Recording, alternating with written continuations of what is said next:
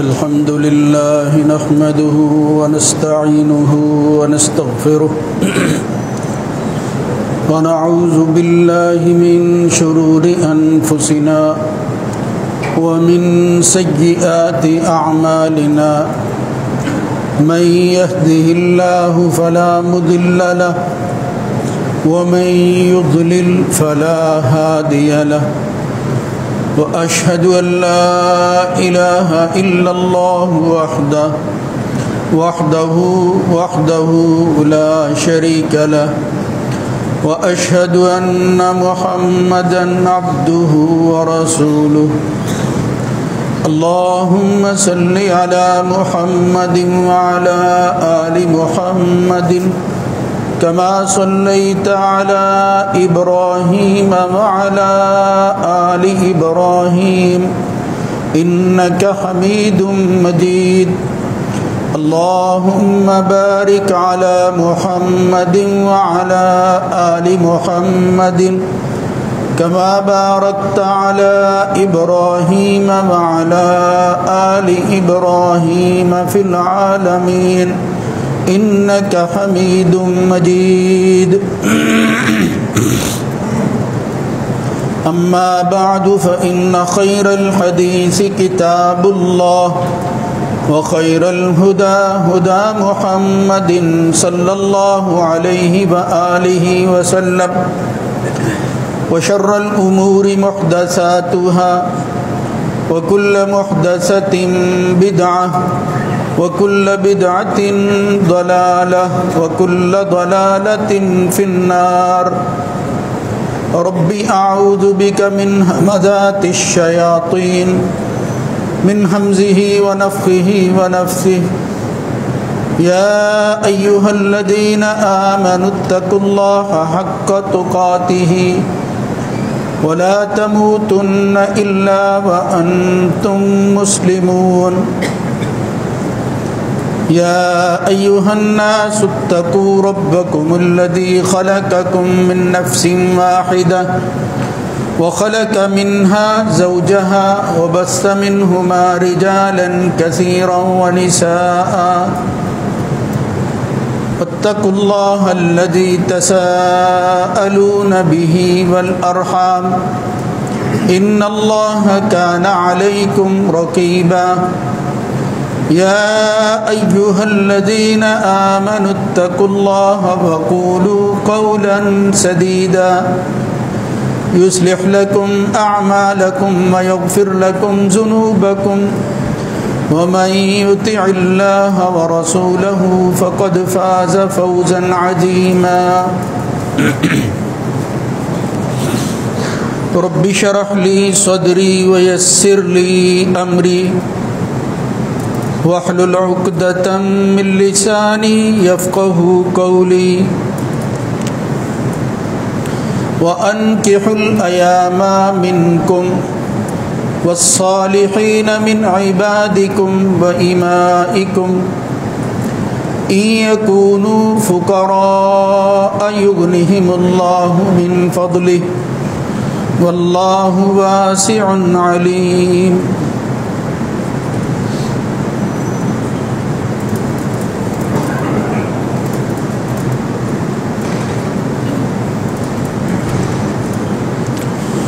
اور تم میں سے جو بے نکاحے ہیں ان کے نکاح کر دو اور اپنے غلام اور لونڈیوں میں سے جو اہلیت رکھتے ہیں ان کے بھی نکاح کر دو اگر وہ فقیر ہیں تو اللہ تعالیٰ اپنے فضل سے ان کو غنی کر دے گا اور اللہ تعالیٰ بڑی فراخی والا سب معاملات کو بہت اچھی طرح جاننے والا ہے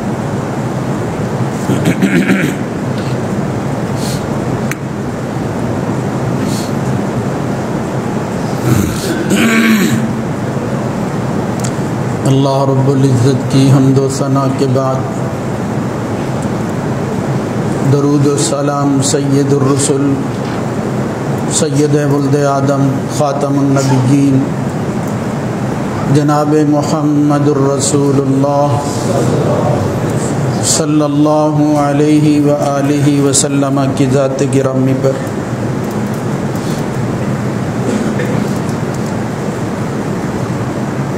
جناب ابو ذر رضی اللہ تعالیٰ عنہ ایک روایت بیان کرتے ہیں کہ نبی کریم صلی اللہ علیہ وآلہ وسلم نے ارشاد فرمایا وفی بضع احدکم صدقہ قالوا یأتی احدنا شہوتہ اکان له اجر قال ارأيتم لو وضعها في الحرام لكان عليه فيها وزر فكذلك إذا وضعها في الحلال فله أجر. رسول اللہ صلی اللہ علیہ وآلہ وسلم نے ارشاد فرمایا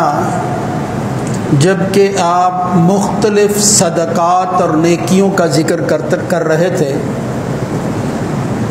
تو ان میں سے آپ نے ایک لفظ بول کر کہا کہ تم میں سے کوئی شخص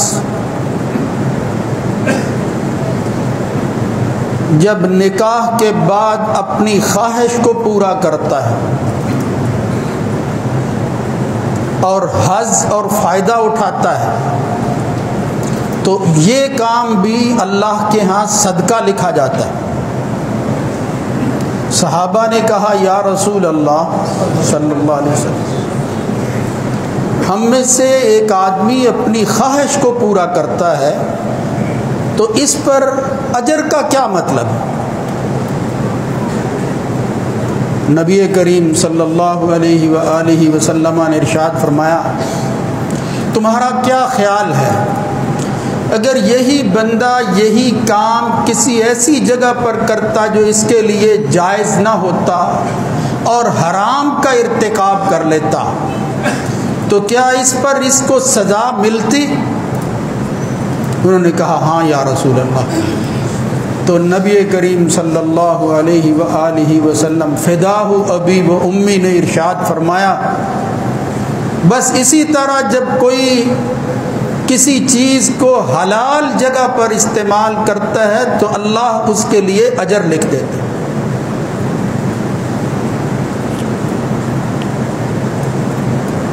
یہ مثال کے طور پر ایک روایت ہے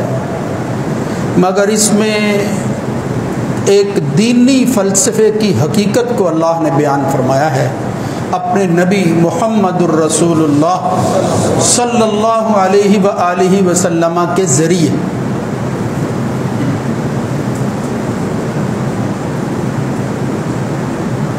جس کا مطلب یہ ہے کہ انسان کے اندر اللہ تعالیٰ نے مختلف طرح کی صلاحیتیں رکھی ہیں. ان صلاحیتوں کو استعمال میں لانے کا وہ طریقہ جو شریعت نے اور اللہ اور اس کے رسول نے بتایا ہے اگر کوئی بندہ اختیار کرتا ہے تو وہ حلال کام کرتا ہے وہ جائز عمل کرتا ہے اور اس صالح جائز اور حلال کام کے بدلہ کے اندر اللہ تعالیٰ اس کو اس کا اجر عطا فرماتا ہے اگرچہ وہ اپنی کسی نفسانی خواہش ہی کو پورا کیوں نہ کر رہا. اس سے معلوم ہوتا ہے کہ شریعت نے خواہشات کو چینلائز کیا ایک ایسی تدبیر اختیار کرنے کے لیے کہا جس کے تحت اغراض بھی پوری ہو رہی ہوں اور دھیان اور توجہ اس بات کی طرف ہو کہ ہم جو بھی کام کرتے ہیں بحیثیت مسلم اور مومن یہ ہماری ذمہ داری بنتی ہے کہ ہم حلال اور حرام کی تمیز کے ساتھ آگے بڑھیں. ہر وہ کام جو ہم کر رہے ہوں دیکھ لیں کہ کیا یہ حلال ہے کہیں اس کی حرمت اللہ اور اس کے رسول نے بیان تو نہیں کی. تو انسانی خواہش کے حوالہ سے جب انسان عمر کے ایک خاص حصے میں پہنچ جاتا ہے نبی کریم صلی اللہ علیہ وسلم نے اس عمر کے جوانوں کو مخاطب کرتے ہوئے ارشاد فرمایا تھا، یا معشر الشباب، اے نوجوانوں، من استطاع منکم الباءۃ، جو شخص تم میں سے طاقت رکھتا ہے، صلاحیت ہے اس کے ہاں کہ وہ اپنی خواہش کی تکمیل کر سکے، فلیتزوج، اس کو چاہیے پھر وہ راستہ اختیار کرے جس کے ذریعے اس کی تنہائی ختم ہو، اور اللہ کے ہاں جو طریقہ محمد الرسول اللہ صلی اللہ علیہ وسلم کے ذریعے بتایا جا رہا ہے، تم جوڑا بن جاؤ، تم دو کی شکل اختیار کر، فلیتزوج۔ اس کے بدلے میں ہوگا کیا؟ فَإِنَّهُ أَغَضُّ لِلْبَصَرِ، تمہاری نگاہ محفوظ ہو جائے گی، وَأَحْسَنُ لِلْفَرْجِ، تمہاری خواہش کی تکمیل کے نتیجہ کے اندر جذبات جو ہیں وہ ٹھنڈے پڑ جائیں گے، وہ جذبات اپنی جگہ پر آ جائیں گے۔ محمد الرسول اللہ صلی اللہ علیہ وسلم کی اس حدیث سے بھی معلوم ہوتا ہے کہ مومن مسلمان کی یہ ذمہ داری ہے کہ عمر کے ایک خاص حصے پر جب وہ پہنچ جاتا ہے تو پھر وہ اپنی خواہشات کو آگے بڑھنے کی بجائے، حدود سے پھلانگنے کی بجائے، حدود کے اندر رکھنے کی کوشش کرے۔ یہ تو معاملہ ہے مردوں کا۔ دوسری طرف جو جن سے مخالف ہے، اس کے جذبات اور اس کی خواہشات بھی بالکل اسی طرح کی ہوتی ہیں جس طرح مرد اور انسان کی ہوتی ہیں، مگر ان کے حوالہ سے شریعت نے جو احکامات دیے ہیں ان میں سے ایک بڑا حکم یہ ہے کہ جب وہ عمر کے خاص حصے کو پہنچ جائیں، وہ خواتین، وہ بچیاں، وہ عورتیں جو تمہاری ماتحتی میں رہ رہی ہیں، جن پر تمہیں نگران بنایا گیا ہے، جن کے تم ذمہ دار ہو، تو تمہاری ذمہ داریوں میں سے ایک بڑی ذمہ داری یہ ہے کہ اس خاص عمر کے بعد ان کو ایسی جگہ پر بھیج دو کہ جہاں وہ اپنی نئی زندگی کا آغاز کر سکیں، اور پھر کسی مرد کے تابع رہ کر اپنی ساری زندگی جو ہے اس کی اطاعت فرما برداری میں اس طرح گزار دیں جس طرح اللہ اور اس کے رسول کی منشا۔ یعنی نکاح کرنا عورت کا، بچی کا، یہ ذمہ داری ڈالی ہے اللہ تعالیٰ نے اس عورت اور بچی کے ذمہ دار پر۔ اس کو شریعت کی اصطلاح میں کہتے ہیں ولی۔ یہ جو عقد کیا جاتا ہے دو فریقوں کے درمیان، دو انسانوں کے درمیان، یہ جو معاہدہ ہوتا ہے، اس معاہدے کو شریعت کی روشنی کے اندر کچھ شروط کا پابند کیا گیا ہے، کچھ چیزیں اس کے ساتھ لازم ٹھہرا دی گئی ہیں کہ جب آپ مرد اور عورت کا ملاپ جو ہے وہ کریں، جب ان کا اختلاط ہو، جب وہ مل جائیں، اس عقد اور پیکٹ کے اندر آ جائیں، تو اس کے اندر جو شرائط ہیں ان میں سے کچھ شرطیں مستحبات میں سے ہیں، کچھ جو ہیں وہ سنن کہلاتی ہیں، اور کچھ واجبات ہیں جن کے بغیر وہ نکاح کا عمل صحیح قرار نہیں پاتا۔ اس کو کہتے ہیں صحت نکاح کے لیے مقرر کردہ شروط۔ ان میں سے ایک بڑی شرط یہ ہے کہ جب کسی عورت کا نکاح کسی مرد کے ساتھ ہو تو عورت کی طرف سے کوئی ایسا شخص ذمہ دار ہو جو اس کا ولی شمار ہو،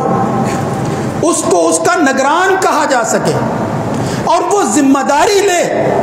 کہ اس عہد کے اندر جس طرح دو گواہ موجود ہیں اور یہ گواہیاں اور شہادت دے رہے ہیں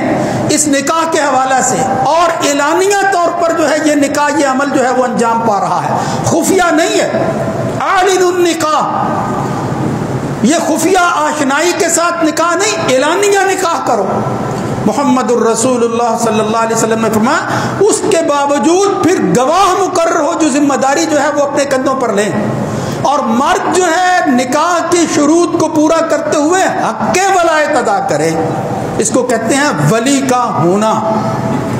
یعنی ایک ایسے شخص نگران کا ہونا جو عورت کی طرف سے پوری ذمہ داریاں اپنے اوپر لیتا ہے کہ کوئی بھی معاملہ ہو میں اس کا ذمہ دار ہوں، اب بھی اور بعد والی زندگی کے اندر۔ اگر یہ شرط موجود نہ ہو اور پھر خود ہی مرد اور عورت اس پیکٹ اور عہد کو جو ہے وہ اپنے طور پر طے کر کے اس نکاح کے رشتے میں آنے کی کوشش کریں تو نبی کریم صلی اللہ علیہ وآلہ وسلم کی حدیث اور سنت بتاتی ہے، واضح نصوص ہیں اس کے متعلق جو قرآنی آیات ہی کی تشریح ہے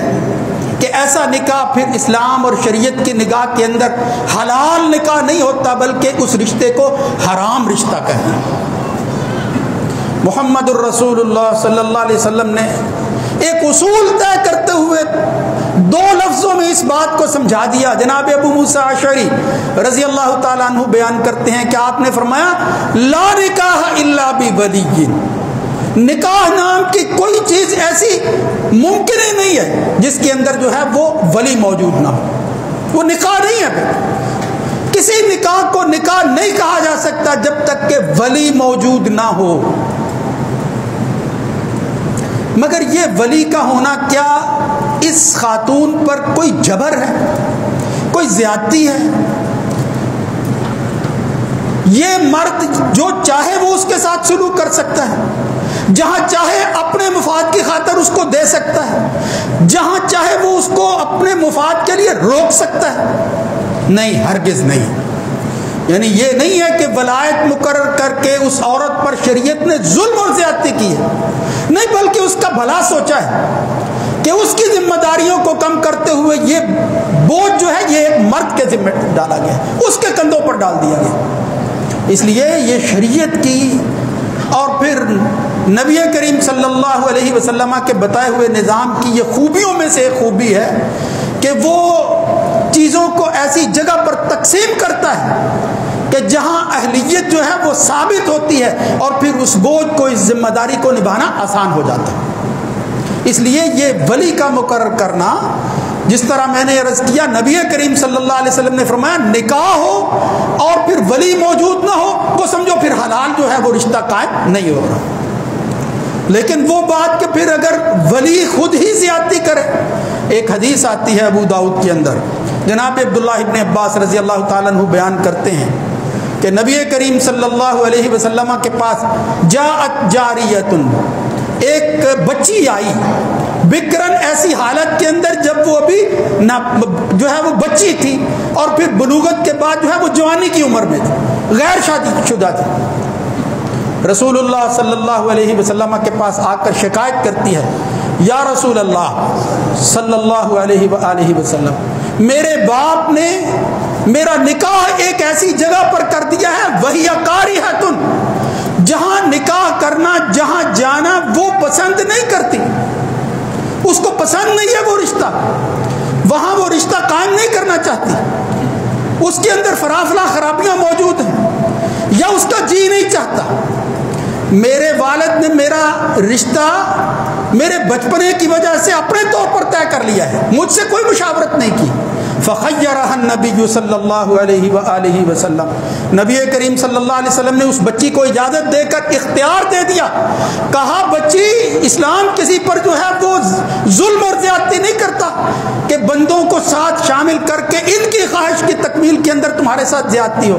نہیں، فرمایا تمہیں اختیار حاصل ہے، اگر تم وہاں نکاح نہیں کرنا چاہتی تو یہ ولی تم پر کوئی پابندی عائد نہیں کر سکتا، تمہیں اختیار حاصل ہے، چاہو تو اس نکاح کو برقرار رکھ سکتی ہو، چاہو تو انکار کر سکتی ہو۔ اس سے معلوم ہوتا ہے، اور پھر یہ تو ہے باقرہ، وہ بچی کے جس کا بھی نکاح نہیں ہوا، جہاں تک معاملہ ہے نکاح شدہ خواتین کا، نبی کریم صلی اللہ علیہ وسلم کے پاس اسی طرح خاتون آئی، السیب احق بنفسها، یہ سیب ہو، الایم کے لفظ بھی آتے ہیں، یعنی شادی شدہ کوئی بھی عورت ہو، متعلقہ ہو یا بیوہ، وہ دونوں میں سے ولی کی نسبت نکاح کرنے کے معاملہ میں یہ نہیں ہے کہ وہاں ولی ہوتا نہیں ہے، وہاں ولی کا اختیار جو ہے وہ مشاورت کے ساتھ جو ہے وہ مشروط ہوتا ہے، یعنی وہ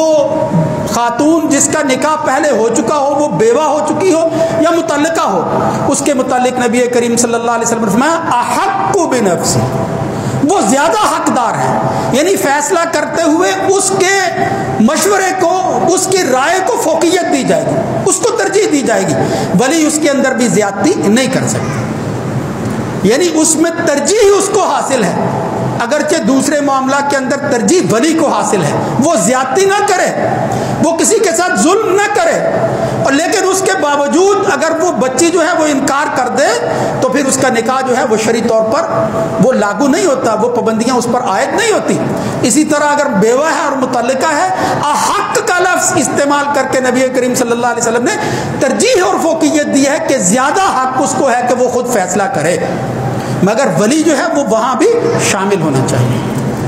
تو یہ چند دلائل ہیں جن سے معلوم ہوتا ہے کہ حق ولایت عورت کے نکاح کے اندر اللہ تعالیٰ نے مرد کو دیا ہے، اور اس میں سب سے پہلے جو ہے وہ باپ آتا ہے۔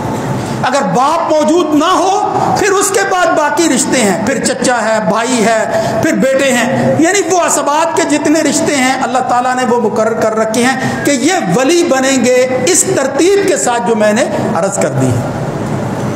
لیکن اس کے باوجود اگر صورتحال ایسی ہو کہ ولیوں کے درمیان آپس میں اختلاف واقع ہو جائے اور اس کی وجہ سے وہ نکاح جو ہے وہ کسی ایسی جگہ پر کرنا چاہیں کہ جس پر اتفاق نہ ہو سکے، تو نبی کریم صلی اللہ علیہ وآلہ وسلم نے فرمایا فَإِنِ اشْتَجَرُوا، اگر جھگڑا اور اختلاف پیدا ہو جاتا ہے فَالسُّلْطَانُ وَلِيُّ مَن لَا وَلِيَّ لَهُ، پھر بادشاہ وقت یا حاکم یا جج، وہ ذمہ دار آدمی جو اس علاقے کے اندر جو ہے وہ ذمہ دار ٹھہرایا گیا ہے کہ ایسے معاملات کو وہ نپٹائے گا، فالسلطان ولی من لا ولی لہ، اس اختلاف کی وجہ سے اس کو دور کرتے ہوئے پھر حاکم وقت جو ہے وہ ایسی جگہ پر ولی بن کر اس بچی کا نکاح کر دے گا، اور ایسی جگہ پر کرے گا جہاں وہ مناسب سمجھتا ہے کہ یہ رشتہ جو ہے اس کے اندر بظاہر کوئی ایسا نقص اور خرابی موجود نہیں، وہ بھی من مانی نہیں کر سکتا۔ بدقسمتی سے ہمارے ہاں اس وقت یہ جو مسئلہ پیدا ہوا وہ یہ کہ ولی کو پتہ ہی نہیں ہوتا، مرد اور عورت، بچہ اور بچی اپنے جذبات کی آڑ کے اندر، اپنے جذبات کی زیادتی کی وجہ سے یا خفیہ آشنائی کے نتیجہ کے اندر وہ ایسا فیصلہ کر بیٹھتے ہیں کہ جس کو والدین پسند نہیں کرتے، ولی جو ہے وہ ہرگز نہیں چاہتا کہ یہ رشتہ ہو، لیکن وہ مرد اور عورت اپنے طور پر اپنی اس خاندان کی عزت کو تار تار کرتے ہوئے خدا نخواستہ سر عام جو ہے وہ بازار کے اندر جب وہ کسی کی عزت نیلام کر کے آگے بڑھتی ہے پھر شریعت جو ہے وہ پابندی لگاتی ہے، پھر شریعت کہتی ہے نہیں، ایسی صورت کے اندر اس معاشرے کے اندر اس فرد کو اس کی عزت کو بحال رکھنا، یہ مسلمان ہونے کی وجہ سے اس اسلام کے اوپر عائد پابندیاں جو اس نے قبول کی ہوئی ہیں، یعنی اسلام کی وجہ سے جو پابندیاں اس پر تھی اور اس نے قبول کی ہوئی ہیں، اسلام پھر اس کو تحفظ دیتا ہے، امن دیتا ہے، اور اس کی وجہ سے پھر وہ کہتا ہے کہ ایسا نکاح اگر کوئی خود اپنے طور پر بغیر کسی وجہ کے، بغیر کسی جبر اور اکراہ کے، ولی کی طرف سے کسی قسم کی زیادتی کے وہ اپنے طور پر کرتے ہیں تو وہ نکاح شریعت کی نگاہ کے اندر نکاح شمار نہیں ہوتا۔ اللہ رب العزت یہاں جو آیت میں نے پڑھی سورہ نور کی، اس طرح اور قرآن مجید کی بے شمار ایسی آیات ہیں جن سے معلوم ہوتا ہے وَأَنكِحُوا الْأَيَامَ مِنكُمْ، یہ جو بے نکاح ہیں تم ان کا نکاح کرو۔ کہیں آتا ہے وَلَا تَنكِحُوا الْمُشْرِكَاتِ حَتَّى يُؤْمِنَّ وَلَا أَمَةٌ مُؤْمِنَةٌ خَيْرٌ مِّن مُشْرِكَةٍ وَلَوْ أَعْجَبَتْكُمْ وَلَا تُنكِحُوا الْمُشْرِكِينَ، تم اپنی عورتوں اور بچیوں کا نکاح نہ کرواؤ۔ تنکحوا کا لفظ اللہ نے استعمال کیا ہے، یعنی نکاح تم نہ کرو، تم ان کو آگے جو ہے وہ کسی ایسے مرد کے ہاتھ میں نہ دو۔ بلا تنکحوا المشرکین حتی یؤمن، کہ وہ مشرک ہو ان کے خامد، یعنی کسی مشرک کے ہاں اپنی کسی بچی کا ہاتھ نہ دے دینا۔ ولا عبد مؤمن خیر من مشرک ولو اعجبک، اس کے مقابلہ میں تو ایک غلام جو ہے وہ مومن اس مشرک کے مقابلہ میں کہیں بہتر ہے۔ اس لیے یہاں اس آیت کے اندر بھی جو سورہ نور کی میں نے تلاوت کی اور یہ جو ابھی بتا رہا ہوں، دونوں آیتوں کے اندر ایسا لفظ اور صیغہ استعمال کیا گیا ہے جس میں نکاح کی نسبت مرد کی طرف کی گئی، اور یہاں تک پھر انہی آیات کی تشریح کرتے ہوئے جس طرح پہلے میں نے ایک اصولی بات رسول اللہ صلی اللہ علیہ وسلم کی عرض کی، اللہ کے نبی فرماتے ہیں، جناب عائشہ اس کو روایت کرتی ہیں رضی اللہ تعالیٰ عنہ، ایما امرأۃ نکحت بغیر اذن ولیہا، اگر کوئی عورت اپنے ولی کی اجازت کے بغیر نکاح کر لیتی ہے، وہ سمجھتی ہے کہ میرا نکاح ہو جائے، لیکن شریعت کہتی ہے فنکاحها باطل فنکاحها باطل فنکاحها باطل۔ نبی کریم صلی اللہ علیہ وسلم نے 3 دفعہ انہی الفاظ کو دہرایا، فرمایا اگر کوئی ولی کی اذن اور اجازت کے بغیر کوئی عورت یہ کام کرتی ہے، اس کا نکاح پھر جو ہے وہ حق نہیں، باطل ہے باطل ہے باطل، اس کے نکاح کی کوئی حیثیت نہیں ہے۔ خدا نخواستہ وہ جس مرد کے پاس رہ رہی ہے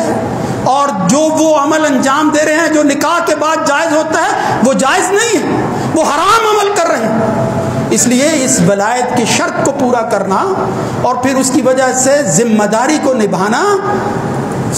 یہ شریعت کی طرف سے پابندی جو ہے وہ عائد کی گئی ہے، اور اس میں بھلا ہے اس عورت کا، اس بچی کا، اس لیے کہ جو فیصلے تجربات کی روشنی کے اندر بڑے کرتے ہیں یہ بچوں کو ان کا پتہ نہیں ہوتا، لیکن اگر کوئی مرد ولی ہونے کی وجہ سے زیادتی کر کے اپنے کسی بچے پر ظلم کر رہا ہے اور اس کو جو ہے وہ لمبے عرصہ تک اس کا نکاح نہیں کرتا، جس طرح جائیدادوں کے معاملہ میں اکثر دیہاتوں میں سننے میں آتا ہے، تو نبی کریم صلی اللہ علیہ وسلم کی وہ حدیث میں پہلے عرض کر چکا ہوں کہ نبی کریم صلی اللہ علیہ وسلم نے پھر اختیار دیا ہے، ایسی صورت کے اندر پھر سلطان، ولی اور حاکم وہ اپنا کردار ادا کرے گا، اور پھر ولایت کی شرط اس مرد کی طرف سے وہ لوٹ جائے گی اس حاکم کی طرف جو اس وقت کا ذمہ دار ہے، جس کو یہ معاملات اسلامی اسٹیٹ نے جو ہے وہ سپرد کیے ہیں۔ تو یہ چند چیزیں بہت ضروری تھی، جو پچھلے خطبے کے بعد بھی بعض دوستوں نے جو ہے وہ کچھ تحفظات کا اظہار کیا۔ یہ دونوں صورتیں، یہ دونوں رخ کہ اسلام جو ہے وہ کس طرح اس بچی کی حفاظت اور اس کا خیال رکھتے ہوئے اس کے حقوق ادا کرتا ہے، اور یہ ولایت کی شرط بھی دراصل اس بچی کے مفاد ہی کی خاطر جو ہے وہ شریعت نے اختیار کی ہے، اس میں کسی کی طرف سے خدا نہ خواستہ کوئی زیادتی اگر ہو جائے تو وہ شریعت برداشت نہیں کرتی۔ اللہ تعالیٰ اس مسئلے کو سمجھنے کی توفیق نصیب فرمائے، اور ہمارے ہاں اس وقت عدالتوں کے اندر یہ جو ظلم اور زیادتی کے ساتھ یہ جو عزت کو تار تار کرتے ہوئے نکاح جو ہے وہ سر عام کروایا جاتا ہے، اور اس ملک کا قانون جو ہے اس کے اندر لکھا ہوا ہے، اللہ تعالیٰ ہمیں ہمت عطا فرمائے کہ اس قابل ہو جائیں کہ ہماری آواز ان ایوانوں تک پہنچ سکے کہ یہ شریعت کی مخالفت ہے، یہ دین مخالف سوچ ہے، یہ حرام کو حلال کرنے کی جرت ہے۔ اس لیے کوئی شخص جو ہے یہ اختیار شریعت کا اپنے ہاتھ میں نہ لے، وہ اللہ کے ہاں پھر ذمہ دار ہوگا، اور اس طرح کیا ہوا عقد اگر کوئی شخص جو ہے وہ اپنے کندھوں پر لے کر فیصلہ کرتا ہے، قیامت کے دن پھر اسے جو ہے وہ جواب دینا ہوگا۔ اللہ تعالیٰ اس مسئلے کو سمجھنے کی توفیق نصیب فرمائے، حق پر قائم رکھے، اور ہماری بچیوں کی عفت، عصمت اور ان کی عزت جو ہے اللہ تعالیٰ اس کو برقرار رکھے۔ اللہ تعالیٰ ان خاندانوں کو جن کے اندر کوئی ایسے مسئلے پیدا ہو گئے ہیں اپنی حفاظت میں لے، اللہ تعالیٰ ان کی عزت کو جو ہے وہ بحال رکھے، اور ہماری بچیوں کو جو ہے وہ سمجھ عطا فرمائے کہ جس کی وجہ سے وہ اپنے اس جذبات کی وجہ سے ایسا فیصلہ کر بیٹھتی ہیں کہ جس کے بہت جلد جو ہے وہ خطرناک نتائج جو ہے وہ خود دیکھتی ہیں، لیکن پھر کچھ جو ہے وہ اپنی طرف سے وہ اس کا تدارک نہیں کر پاتی۔ لہذا بہتر طریقہ یہی ہے کہ ذمہ دار لوگ اپنا اپنا کام کریں اور اس انداز سے کریں جس طرح شریعت نے جو ہے وہ اس عمل کو کرنے کے لیے ان کو حقوق دیے ہیں اور اختیارات دیے ہیں۔ اللہ تعالیٰ سمجھنے کی توفیق نصیب فرمائے۔ اقول قولی ھذا استغفر اللہ لی ولکم ولسائر